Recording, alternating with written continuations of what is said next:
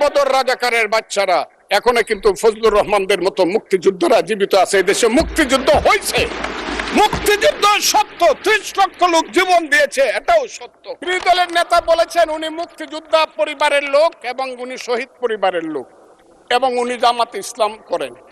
এটা ডাবল অপরাধ। মুক্তিযোদ্ধা পরিবারের লোক কেউ জামাত করতে পারে না।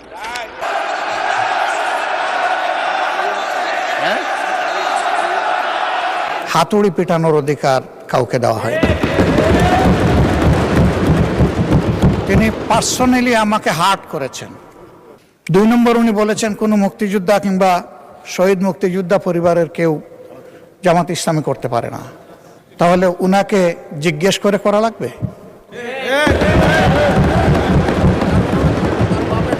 আমার আইডেন্টিটি নিয়ে প্রশ্ন করা হয়েছে, এটা গুরুতর অপরাধ করেছেন উনি। আমি বক্তব্য দিতে ওঠার আগেই আপনি বিশেষ কারণে আমাকে বসিয়ে দিলেন, যৌক্তিক কারণে, কিন্তু এরপরেই হাউস যা হলো, এখন আমার বক্তব্য কি হবে আমি বুঝতে পারছি না। কারণ আমার মনটা খুব ভালো নেই মাননীয় স্পিকার, আমার গলাটাও ভালো না, কারণ গতকাল সারা রাত আমি ঘুমাতে পারিনি। হাওর অঞ্চলে যে বৃষ্টি হচ্ছে, যে শিলাবৃষ্টি হচ্ছে, হাওর অঞ্চলের সমস্ত ফসল তলিয়ে যাচ্ছে। একটা মাত্র ফসল, 12 মাস মানুষকে অন্যের উপরে, অন্য এলাকার উপরে নির্ভর করে থাকতে হবে তাদের পেটের ভাত পরনের কাপড়ের জন্য। আমি এই ব্যাপারে আমাদের নেতা, সংসদ নেতা এবং মাননীয় প্রধানমন্ত্রী সহ সংশ্লিষ্ট সমস্ত মন্ত্রীদের কাছে অনুরোধ করছি, হাওর অঞ্চলকে দয়া করে এবার বাঁচা। এবং প্রথমেই আমি প্রস্তাব করে নিলাম, হাওর অঞ্চলকে সঠিকভাবে বাঁচাতে হলে 35টি জেলা নিয়ে একটি হাওর মন্ত্রণালয় করতে হবে। এবং এই দাবি করে আমি আমার মহামান্য রাষ্ট্রপতির ভাষণের উপরে বক্তব্য শুরু করছি। আমি প্রথমেই শ্রদ্ধা জানাই মহান নেতা, মুক্তিযুদ্ধের ঘোষণাদানকারী, তৎকালীন মেজর, পরবর্তী সময়ের রাষ্ট্রপতি শহীদ প্রেসিডেন্ট জিয়াউর রহমানের প্রতি, আমি শ্রদ্ধা জানাই মহান নেত্রী, দেশনেত্রী বেগম খালেদা জিয়ার প্রতি, যার আহ্বানে এবং যার কারণে আমি আজকে বিএনপি করি। তিনি আজকে নাই, আমি তার আত্মার মাগফিরাত কামনা করি।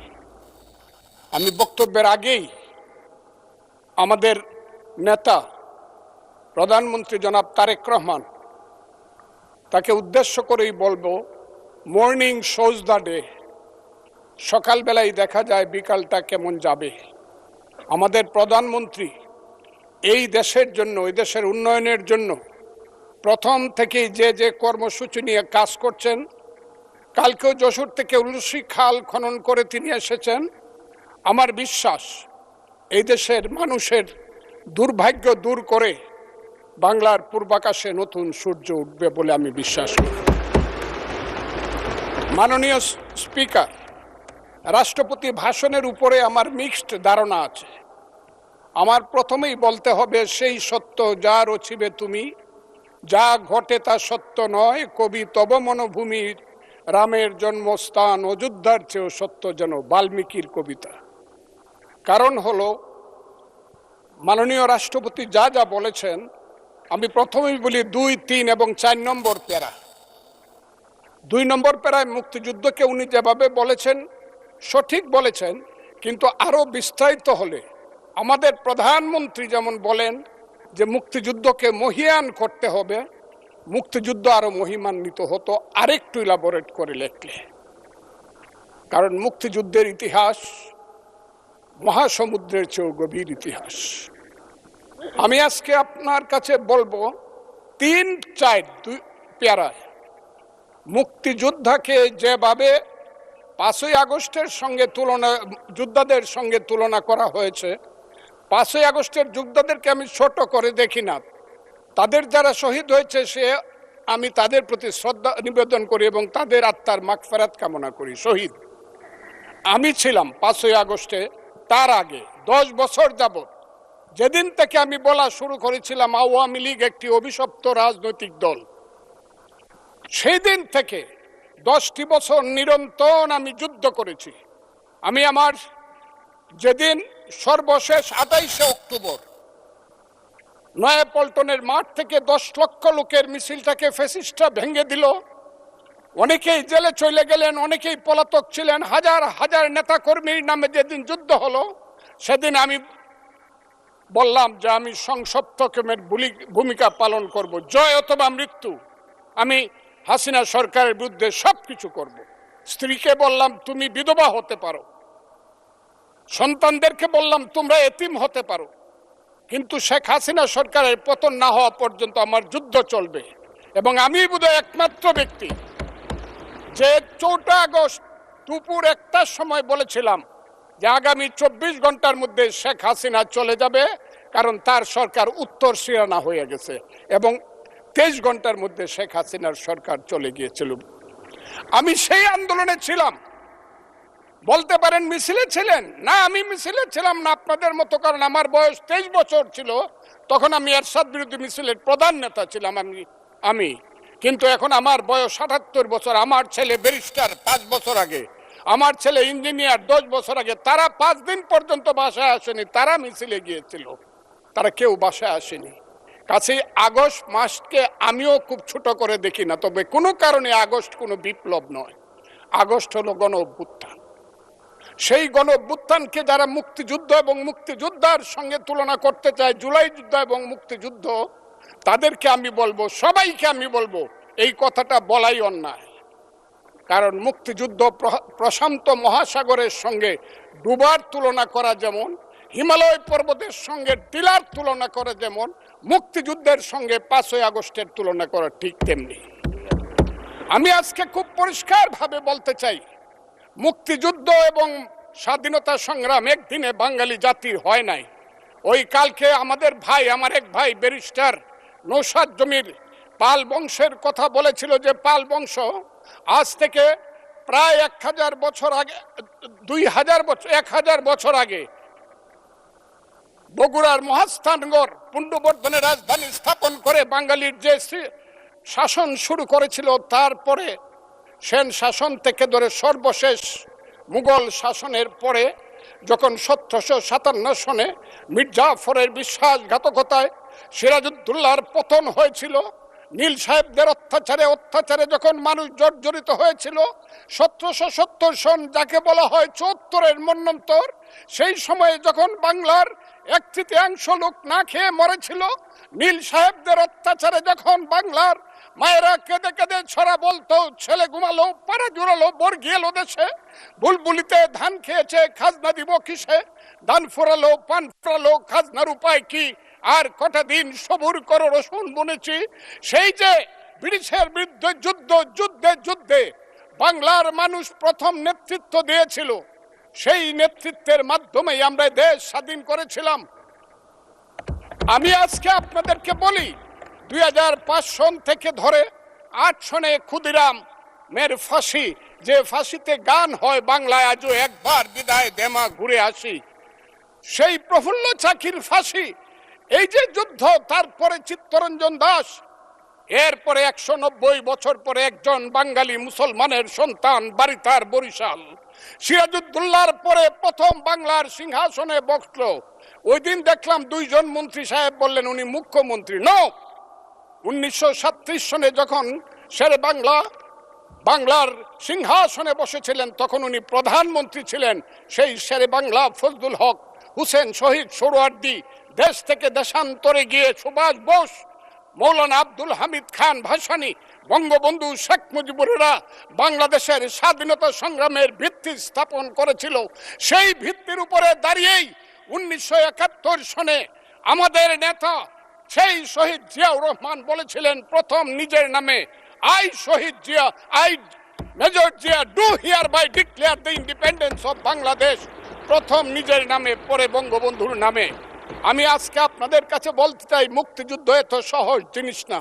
আপনি যে এখানে বসে আছেন, আপনি যে সালুটি করে যুদ্ধ করেছিলেন 4 দিন, কত লোক মারা গিয়েছে, কত সন্তান শহীদ হয়েছে, একটা বন্দুকের আওয়াজ, একটা কামানের আওয়াজ সিলেটে হয়েছে, আর আমি ময়মনসিংহে বসে সেই আওয়াজটি শুনেছি।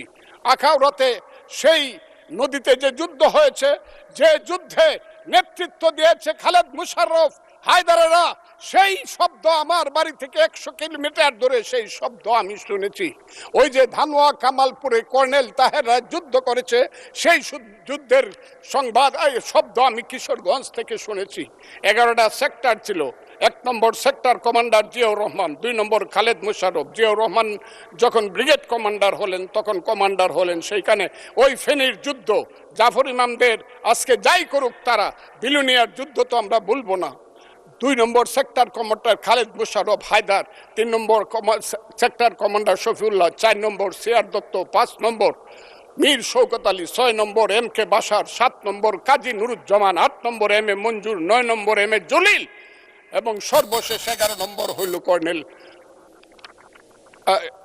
তাহের, যার পা চলে গিয়েছিল।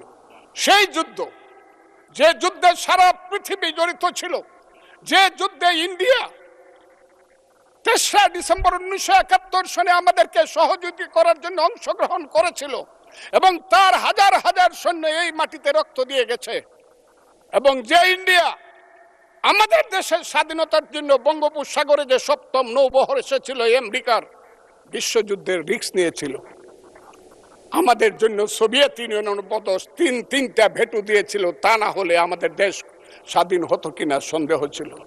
সেই মুক্তিযুদ্ধের সঙ্গে যখন 1 মাসের গণ আন্দোলনকে তুলনা করা হয় তখন মুক্তিযুদ্ধকে ছোট করা হয়। আমি মনে মনে ভাবি হয়তোবা আমি মরে গেলেই ভালো হতো। আমি আজকে আপনাদের কাছে প্রশ্ন রাখতে চাই, 5ই আগস্টের পরে কি হলো? আমাকে একটু 5ই আগস্টের পরে কি হলো আপনারা জানেন। এইখানে ইউনূস সরকার ছিল, আমি শিল্পকলার সামনে থাকি, একটা গান হইতে পারে নাই, একটা নাটক হইতে পারে নাই, একটা লালনের গীতি হইতে পারে নাই, একটা বাউল গান হইতে পারে নাই। সব কিছু কালো শক্তি ধ্বংস করে দিয়েছিল। তারা বলেছিল কোন মুক্তিযুদ্ধ হয় নাই, 47-এর যুদ্ধ হয়েছে, আর 24-এর যুদ্ধ হয়েছে, আর 71-এ গন্ডগোল হয়েছে। সেই দিন মুক্তিযোদ্ধা হিসাবে আমি বলেছিলাম, আমি বলতে পারবো কিনা কথাটা আপনি, এই আলবদর রাজাকারের বাচ্চারা, এখনো কিন্তু ফজলুর রহমানদের মতো মুক্তিযোদ্ধারা জীবিত আছে। এই দেশে মুক্তিযুদ্ধ হয়েছে, মুক্তিযুদ্ধ সত্য, 30 লক্ষ লোক জীবন দিয়েছে, এটাও সত্য। এই যুদ্ধের মধ্য দিয়ে আমরা সেদিন তাদের সঙ্গে যুদ্ধ করেছি। আমার বাড়ির সামনে মব হয়েছে আমাকে হত্যা করার জন্য। সেদিন আমি আজকের পুলিশকে ধন্যবাদ দিব, আজকের মিলিটারিকে ধন্যবাদ দিব। 10 মিনিটের মধ্যে আমার বাড়ির সামনে তারা গিয়ে উপস্থিত হয়েছে আমাকে বাঁচানোর জন্য। অনেক চক্রান্তের মধ্য দিয়ে ইলেকশন হয়েছে। সেই ইলেকশনে তারা কি করেছে, আজকে যারা আমার ডান দিকে বসে আছে তারা কি করেছে, একদিন তো আমরা ভাই ছিলাম নাকি? তারা যা করেছে সেটা কল্পনা করার মতো না। যত চক্রান্ত করেছে, সেই চক্রান্তের ভিতর দিয়ে যখন তারা প্রচার করতে শুরু করলো তারা বাংলায় 2/3 মেজরিটি পেয়ে তারা পাস করবে, আমি হতবাগা ফজলুর রহমান বলেছিলাম জামাত জোট যদি মেজরিটি পায় তাহলে আমি বিষ খাবো। এই কথাটা আমি বলেছিলাম, আমি বিষ খাবো। হ্যাঁ, কথাটা সত্য, আমি বলে যাচ্ছি। এবং তারা কোনোদিন যুদ্ধে জয়লাভ করতে পারে না, রাজনৈতিক যুদ্ধে, কারণ তাদের পূর্বপুরুষ বাংলাদেশ চায় নাই। বাংলাদেশ যদি থাকে, এই বাংলায় শুধু বেলিচা মিলিয়ার জুই ফুল ফুটে না, এদেশে রক্ত গোলাপ রক্ত জবাও ফুটে, এদেশের জঙ্গলে শুধু কোকিল ডাকে না, এদেশের জঙ্গলে রয়্যাল বেঙ্গল টাইগারও থাকে। যতদিন রয়্যাল বেঙ্গল টাইগার থাকবে মুক্তিযোদ্ধা জিতবে, রাজাকার কোনোদিন এদেশে জয় লাভ করতে পারবে না। আমি চ্যালেঞ্জ করে বলে গেলাম। আমি আজকে আপনাদের সামনে আরো কিছু বলতাম, কিন্তু আমি টাইমটা দেখতে চাই, আরেকটা কথা বলতে চাই। আমি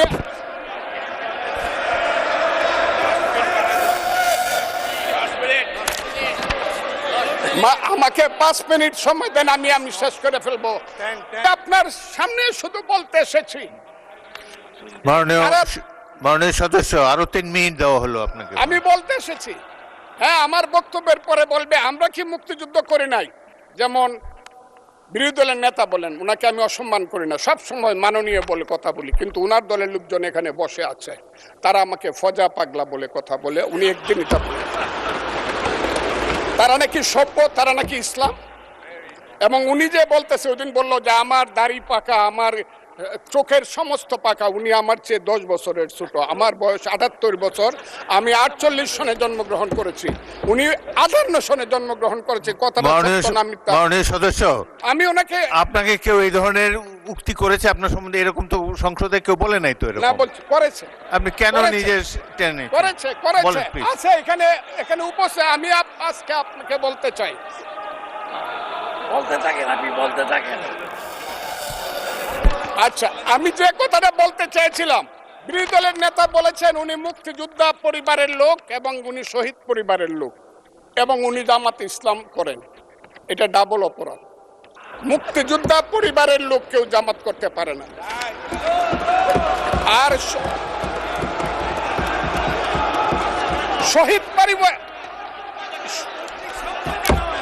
শহীদ পরিবারের লোক, শহীদ পরিবার, মাননীয় সদস্যবৃন্দ, ওনাকে বলতে দেন।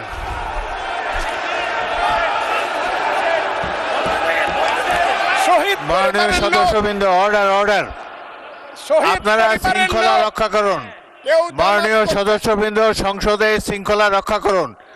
মাননীয় শহীদ সদস্য পরিবারের ফজলুর লোক, রহমান, আমি ঠিক আপনি আছে, শেষ করুন। ওনারা কষ্ট পাইতেছেন তো। বক্তব্য শেষ করুন। আমি আবারও বলে রাখলাম, শহীদ পরিবারের লোক তো জামাত করতেই পারে না, আর জামাত করলে ডাবল অপরাধ করতেছে। 2, তাহলে স্বীকার, তাহলে বলেন, তাহলে আমি আপনাদেরকে বলি, মাননীয় সদস্যবৃন্দ, আমি আমি আমি এক সেকেন্ড, আমাদের- এক সেকেন্ড। মাননীয় সদস্য ফজলুর রহমান, বসেন বসেন বসেন। আপনি বলতে থাকেন, বলতে থাকেন। আমি আপনাদেরকে মাননীয় সদস্যবৃন্দ, প্রোটেকশন আশা করতেছি। মাননীয় সদস্যবৃন্দ, ওনাদের গলা বসুন। হচ্ছে, কিন্তু আমার গলা অনেক সংসদে উঁচু গলা। শৃঙ্খলা রক্ষা করুন। আর ওনার গলা, আমি কিন্তু ওনাদেরকে খারাপ কিছু বলি নাই। বসেন। একটা স্যাম্পল। মাননীয় সদস্য ফজলুর রহমান, মাননীয় সদস্য ফজলুর রহমান, আপনি একটু অপেক্ষা করুন। আপনি বলতে থাকেন না। মাননীয় সদস্যবৃন্দ, আমি কাজী আজকে নজরুল ইসলাম, আপনাদেরকে প্লিজ সিট জিজ্ঞাসা ডাউন, করি, প্লিজ সিট ডাউন, আমি বলছি my please lord, sit down. এই যে দেখেন তারা কি বসেন, বসেন। ধরনের- তারা তারা কি ধরনের আচরণ করছে? আচ্ছা, সদস্যবৃন্দ, তাদেরকে আমি মাননীয় তাদের কাছে সদস্যবৃন্দ, জানতে চাই, একটু মনোযোগ তাদের দিয়ে আমার পূর্বপুরুষ- কথাটি শোনার চেষ্টা করুন। বসেন।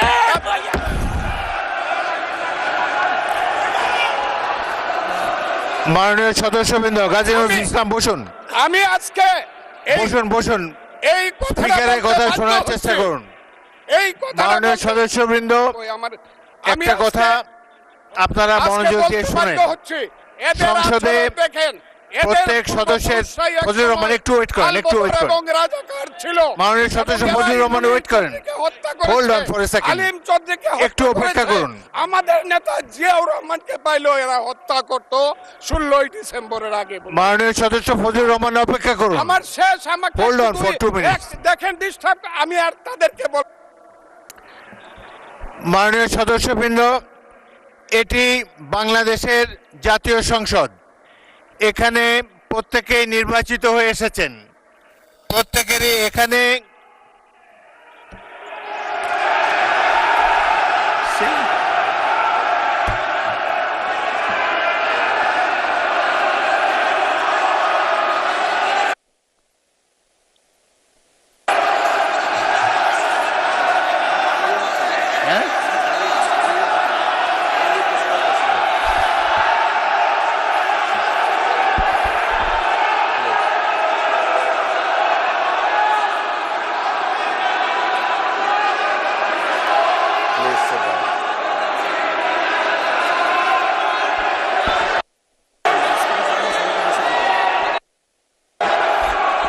মাননীয় সদস্যবৃন্দ, দয়া করে বসুন।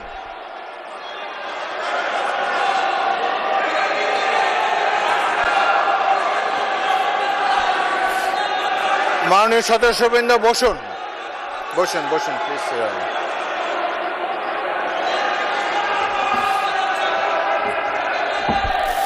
বসুন মাননীয় সদস্যবৃন্দ, বসুন বসুন বসুন।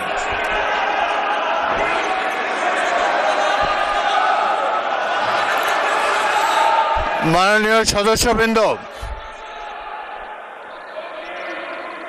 মাননীয় বিরোধী দলের নেতা, আমি বলি তারপরে আপনি বলেন।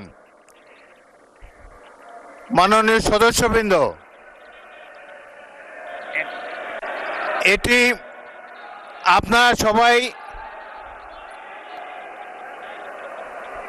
মাননীয় সদস্য ফজলুর রহমান আপনি বসেন, বসুন, আপনি বসুন, আপনার সুযোগ দেওয়া হবে বক্তব্য শেষ করার জন্য। মাননীয় সংসদ সদস্যবৃন্দ, সারা জাতি দেখছে, লাইভ টেলিকাস্ট হচ্ছে, সবাই আপনারা নির্বাচিত সদস্য, এখানে সবাই জনগণের ভোটে নির্বাচিত সদস্য। আমি প্রতিদিনই বলি যে রুলস অফ প্রসিডিওর বইটা একটু পড়েন। যদি এই সংসদ যদি বিধি মোতাবেক পরিচালিত না হয়, এটি আর জাতীয় সংসদ থাকবে না। অতীতে জাতীয় সংসদ সম্পর্কে অনেক তিক্ত অভিজ্ঞতা আছে। প্রথমে নজমুল হুদা তৎকালীন মাননীয় সদস্য একটা বক্তব্য করলেন, সদস্যরা ওয়াকআউট করে চলে গেলেন, আমরা ভাবলাম যে আধা ঘন্টা পরে ফিরে আসবে। ওই বয়কট 2 বছর চলেছে। সুতরাং সামান্য কারণে উত্তেজনা সৃষ্টি করা ঠিক নয়। প্রত্যেকেরই বাক স্বাধীনতা আছে। প্রত্যেক সদস্য এখন ইভেন 370 বিধিতে দলীয় হুইপ নেগলেক্ট করে, উপেক্ষা করেও ব্যক্তিগত মতামত এখন সবাই দিতে পারেন। এখানে প্রত্যেকেরই বাক স্বাধীনতা আছে। যদি কোনো সদস্য, সরকার দলের সদস্য আর বিরোধী দলের সদস্যের মত এক হবে, এমন তো হতে পারে না। এই জন্যই একটি সরকারি দল, একটি বিরোধী দল এখানে আছে, জনগণই এভাবে নির্ধারিত করে দিয়েছে। যদি সরকারি দলের কোনো সদস্য তার বক্তব্যে আপনাদের আপত্তি থাকে, আপনারা এরপরে তো plenty of time is there, আপনারা তার বিরুদ্ধে তিনি যা বলেছেন সেই যুক্তি খণ্ডন করুন। তিনি ভুল বললে তাকে পাল্টা অভিযোগ করেন তার বিরুদ্ধে, কথা বলার সময় তো সুযোগ আছে। কিন্তু এই যে শিশুরাও লজ্জা পাবে এই ধরনের, যদি বয়স্ক শ্বশ্রুমণ্ডিত ব্যক্তি, বয়স্ক যারা অলরেডি দাদা হয়ে গিয়েছেন, তাদের নাতিরাও হয়তো এখানে গ্যালারিতে বসে দেখছে, তারা কি ভাববে এটা সম্পর্কে। আরেকটি জিনিস হলো, সংসদে স্পিকার যখন দাঁড়ায় তখন এটি অবশ্য কর্তব্য সবাই এখানে বসে পড়বেন। যদি আমাকে তো আপনারাই তো আমাকে স্পিকার বানিয়েছেন, আমি এই সংসদের কাস্টোডিয়ান, অভিভাবক। যদি চেয়ারের প্রতি এই সম্মান আপনাদের না থাকে, তাহলে জাতীয় সংসদের প্রতি মানুষের কোনো রেসপেক্ট থাকবে না আগামী দিনে। আপনারা বলতে পারেন freedom of speech is there, Fazlur Rahman সাহেব যা বলেছেন এরপরেই আপনাদের একজনকে টাইম দেব, প্রয়োজন হলে টাইম বাড়িয়ে দেব, তার যুক্তি খণ্ডন করুন। তিনি যদি অসংসদীয় কোনো কথা বলে থাকেন, সেটা আমরা পরীক্ষা করে স্পঞ্জ করে দেব, কিন্তু বক্তব্যের সময় তাকে ডিস্টার্ব করবে না। জনাব সদস্য ফজলুর রহমান, আপনি 3 মিনিটে আপনার বক্তব্য শেষ করেন, তারপর আমি বিরোধী দলের নেতার বক্তব্য শুনবো। আপনি শেষ করেন। 3 মিনিটস ফর ইউ। মিলর্ড, 1971 সনের 14 ডিসেম্বরকে পালন করা হয় শহীদ বুদ্ধিজীবী দিবস। সেই মুনির চৌধুরী, আব্দুল আলিম চৌধুরী, শহীদুল্লাহ কায়সার থেকে ধরে শত শত বুদ্ধিজীবীকে যারা হত্যা করেছিল, তাদেরকে বলা হয় আলবদর। এবং সেই আলবদর বাহিনী কার ছিল আপনারা জানেন। আমি খুব দুর্ভাগ্য, প্রথম দিন কিন্তু মাননীয় স্পিকার আপনি জানেন এইখানে কোনো বাতি ছিল না, আমি কিছু শুনতে পারি নাই। এই হাউজে প্রস্তাব হয়েছে তাদের ব্যাপারও শোক প্রস্তাব হয়েছে। আমি একা হইলেও এটা প্রতিবাদ করতাম, কিন্তু যেহেতু আমার দল এটা করছে আমি চুপ করেছিলাম। আমি কথাটা খুব ক্লিয়ার।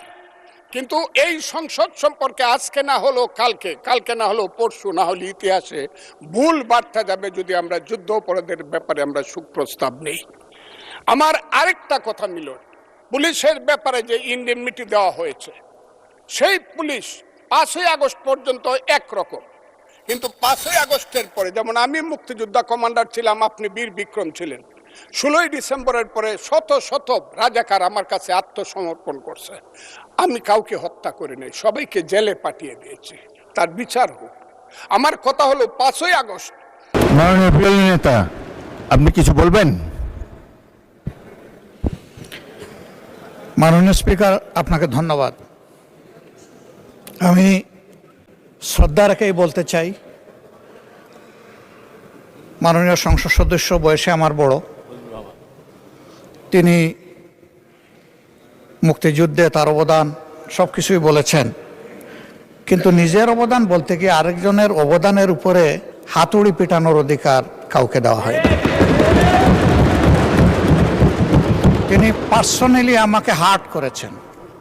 তিনি বলেছেন যে আমি বলে থাকি আমি শহীদ মুক্তিযোদ্ধা পরিবারের সদস্য, তাহলে ইনি এটাকে চ্যালেঞ্জ করছেন। 2 নম্বর, উনি বলেছেন কোনো মুক্তিযোদ্ধা কিংবা শহীদ মুক্তিযোদ্ধা পরিবারের কেউ জামাত ইসলামী করতে পারে না, তাহলে উনাকে জিজ্ঞেস করে করা লাগবে?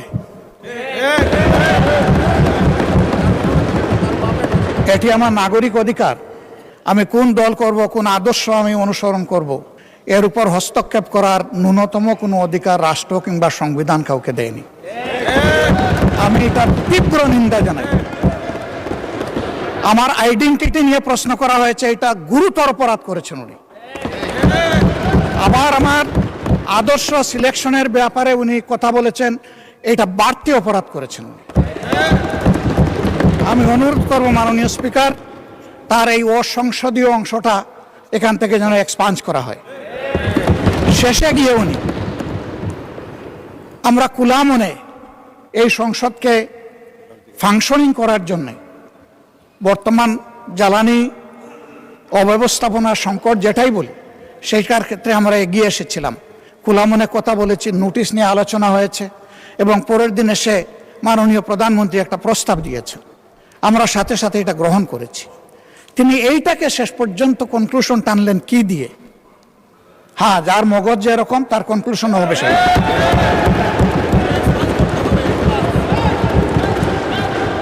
তার মতো একজন প্রবীণ ব্যক্তির কাছ থেকে, রাজনীতিবিদদের কাছ থেকে আমি এই ধরনের আচরণ আশা করিনি। আমরা এখানে প্রথম দিনই বলেছি ভালো কিছু শিখতে এসেছি। কাউকে হিট করা, গালি দেওয়া, এর মাধ্যমে বড় কিছু অর্জন করা যাবে না। কিছু গোলাবাজি হতে পারে বড় জোর, কিন্তু তার চাইতে বেশি কিছু হবে না। আর সাধারণত যুক্তি যখন ফুরিয়ে যায়, মাথা তখন গরম হয়ে যায়। একটা প্রবাদ আছে, রেগে গেলেন তো হেরেই গেলেন।